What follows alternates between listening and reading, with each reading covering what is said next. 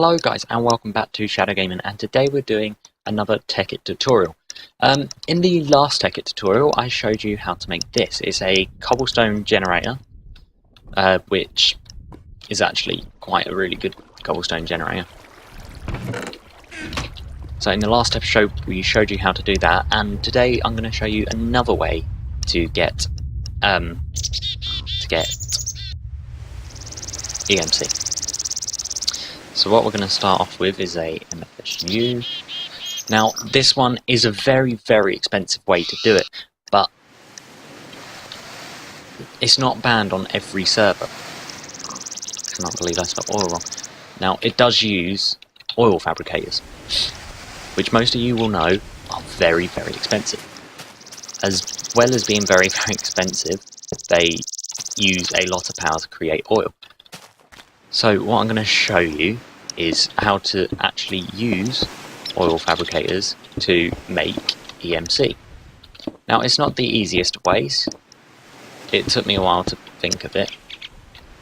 I don't know if anyone's done it before, I don't know if you're meant to, but I just thought of this when I was playing on a server with a couple of mates, and yeah, it's just how I kind of came up with it. I mean, I didn't go on YouTube or anything and find it, it just sort of popped into my head. So let's go over to our... If you haven't watched any of my previous tutorials and you want to find out what this contraption is, go over and watch it. And also this contraption is also on the channel. So just go back and watch them. I may link them in the description, I don't know yet.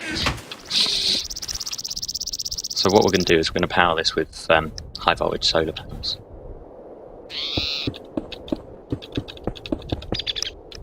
Let's just bring it up to here. Let's run all these all the way back to the MFSU. That's now getting power. These are now running. So what you need next is a tank. Now, just a normal Buildcraft tank will do. So we're going to pop this. You can use as many oil fabricators as you like. This doesn't really matter. Now you're going to need some waterproof piping. I am not sure whether you can just use normal pipes. Yes, you can, which is good. So now what you're going to do is you're going to hook all these up, and instead of having it going to the bottom, have it going to the top. I know the whole gravity thing doesn't really make sense, but it works. So these oil fabricators are now producing oil, and you can see it's using a fair amount of power. But it is a good way to do this. So what we're going to do is we're just going to chuck a second FSU there, just to store up power for like nighttime. So that's all good and well. You can go up to it with a bucket, pick it up and chuck it in a condenser. Speaking of condensers, we are going to need a few condensers. So let's get rid of some of this stuff. Won't need that. We're going to need some deployers. We're going to need some filters, and we're going to need some redstone pneumatic tubing. Now, this isn't a very good way of producing EMC, it's just a way that not every server takes into account when they set it up. So what you're going to do is you're going to set these up so they are facing the oil tank. Make sure they're at the bottom, otherwise they won't take out all of the oil. Then you want your redstone pneumatic tubing coming down here, going into a condenser. Let's pop the condenser there. Do that, and have that go back into there. Now you want to do this the same for however many times you do this. You could make this as big as you want, it just depends how quick you're producing oil, whether to how many you actually have. So we're going to join them up. So you should have a little setup like this. Now, this is actually a very surprisingly simple way of producing EMC. I mean, it doesn't exactly look it from the top, but it actually is. So now we want some jacketed wire. You don't have to use jacketed wire, you could just run red alloy wire straight to each filter, but I like to use jacketed wire just because it like saves space, makes it look a bit less cluttered, and I don't know, it just sort of feels right. So what you're going to need now is some buckets. Now, if you look here, you can see a normal bucket is worth 768 EMC, but an oil bucket is worth 2,816. So you can see there is quite a large difference EMC-wise between these two different buckets. Now you can see here, each one of these notches is a bucket of oil. We have a lot of oil coming into each of these tanks. Yes, it is using a lot of power, but it is still quite a lot of oil. So what we want to do now is in these filters, you want to plop an oil bucket. Into the one coming out of the deployer, you want to plop an oil bucket. The one coming out of the condenser, you want to plop a normal bucket, because they're going to go round. Now, here's the funny thing. With redstone pneumatic, well, any pneumatic tubes, they will always try to go to the nearest inventory they can. So, if you have this running a little way away, so it's further than each of the condensers, all the overflow will come to this chest here. Actually, let's try and make it a little bit more symmetrical. So now that's in the middle of the two condensers. So each bucket which cannot go into the condenser there will come down here. It's just a way of like managing overflow. Let's have this coming off here. It doesn't really matter as long as the distance to this condenser is further than them two. So because it needs to be furthest away, we're going to put it there so it's an equal distance from both. Right. So that's pretty much all the redstone work done. That's pretty much it, guys. I know this has been a really quick tutorial, but I'm trying to get you some videos recorded before I move, because it's going to get quite difficult when I move to record videos. Right, so this should, in theory, now work. What we're going to do is we're going to jumpstart it by, I don't know, chucking some couple of stacks of leaves into each one, just to get us some buckets in there. I'm not sure that's not enough, is it? Maybe 3 stacks of leaves. Yeah. So that'll give us 1 bucket, and then if we grab ourselves a timer,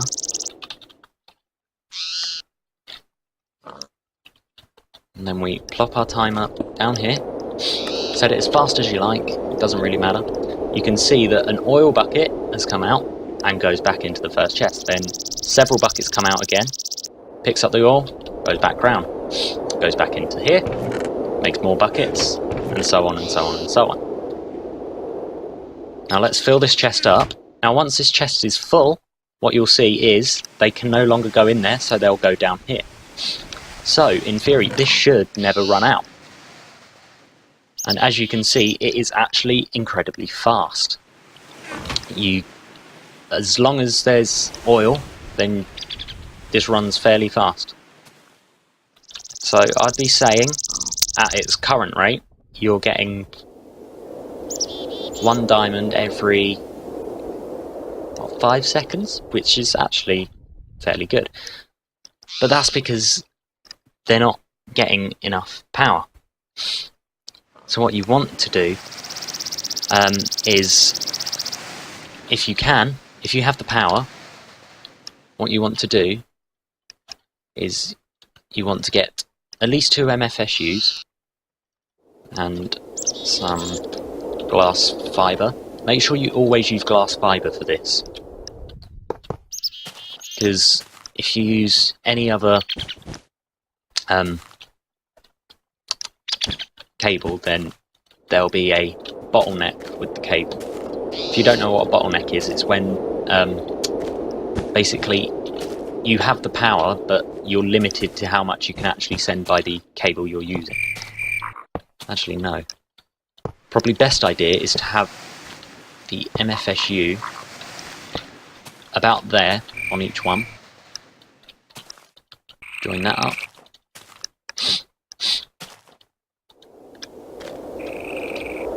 and then have them on their separate little MFSUs. Now, this isn't going to work because we've run out of power. So each one of these MFSUs is going to charge up. As you can see, it's going up. And this is going to optimize the amount of oil which is produced by your machine. So as you can see, there is a fair few coming out. And if you're really far on, you can see that the power being outputted by this one MFSU is being split off to 9 different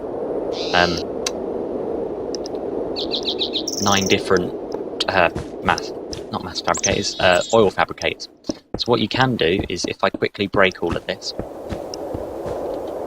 if you actually make a wall of MFSUs, because these output, I think it's 512 512 EU per tick. So that is a fair amount. Only do this if you can afford this. It is very expensive, but in the long run it does get you quite a lot of EMC, so you would actually be making up for the amount that you used to make this system. So as you can see, this also eliminates any bottlenecks. I know glass fibre can take a lot, but it all depends on how much these can put out. And if these can put up 512, that's being divided by 9 over those different ones. This has gone more complicated than I imagined it to go. So now, each one of these oil fabricators are getting their own dedicated 512 EU per tick output. So as you can see, the amount of oil that is being produced is a ridiculous amount.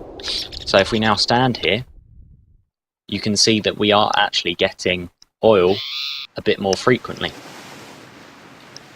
And that's pretty much all that's to it, guys. As you can see, we've already got 36 diamonds, which is just incredible, really. I mean, look, this chest is already filled up with buckets. This chest is filled up with buckets. Well, I know this one is like way up. But yeah, and you can make this as big as you like, as long as you have the power and the resources to do it. Now, I'm not saying this is going to be available on every server. I mean, there might not be. Some servers actually ban deployers because they can cause lag if you, say, put scrap boxes in them. Because if you put scrap boxes in them, then it drops the scrap box on the floor, and then that can just produce items, and then that will eventually produce lag. I am actually running this on a server. Yeah, that's pretty much it, guys. If you want to find out how I did this unlimited lava, then there'll be a link on the screen right now to that video. If you want to find out how I made all of this, there will be 3 different links in the description. There'll be one for... Actually, no, there'll be 2, because I only did 2 videos, I think. Oh, 2, 3, 4, however many. There's one for how to make a solar panel farm, like a solar panel production line, which is this bit here. And then this turns it into high voltage. So, if you'd like to check out any of my other videos, just go back and check them out. You do exactly what you want, when you want. Right, yeah. I think that's it, guys. Oh, balls. I've had my sound all the way up the whole time. That's going to be annoying. I might have to redo this video. Anyway, yeah, thank you very much for watching. If you liked it, don't forget to hit that like button. If you haven't already, hit that subscribe button, so you'll get alerted every time I put out a new video. Don't forget to follow me on Twitter, follow my Facebook page, all of that. Don't forget to comment what tutorials you want to see next. And that's it. Thank you very much, guys, for watching, and I'll see you in the next one. Bye.